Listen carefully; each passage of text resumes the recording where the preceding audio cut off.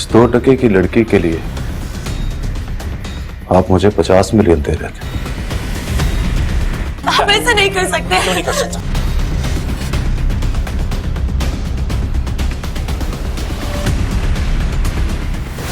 Bollywood film Karma का dialogue है, इस थप्पड़ की गूंज सुनी तुमने? इस थप्पड़ की गूंज तुम्हें सुनाई देगी। कुछ ऐसी ही गूंज इन दिनों समातों पर पड़ रही है। सिर्फ चंद सेकंड का एक ड्रामा क्लिप है जिस पर हंगामा बरपा है। कोई कह रहा है इस मंजर से मर्द की अना मजरू की गई है। जी हां, ये वही अना है जो ड्रामों में सिन्फे नाजुक के खिलाफ सारी हदें पार कर जाती है। इस बार किस्सा कुछ और हुआ है जिस पर सीखफा होने के दलाइल भी दिए जा रहे हैं। अब हुआ क्या है?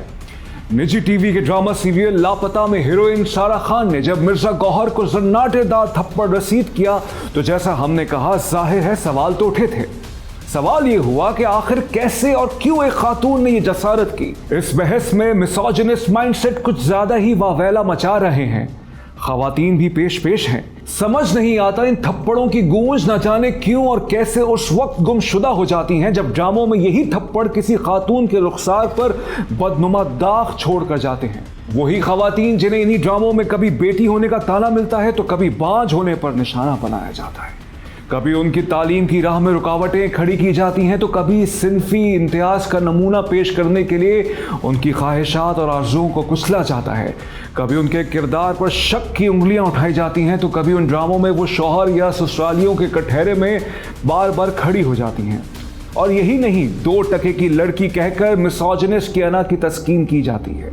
और फिर इन सब से भी तसल्ली नहीं होती तो जनाब किसी शवाहिद के बगैर बेवफा करार देकर तलाक दे दी जाती है, जैसे कोई बात ही ना हो।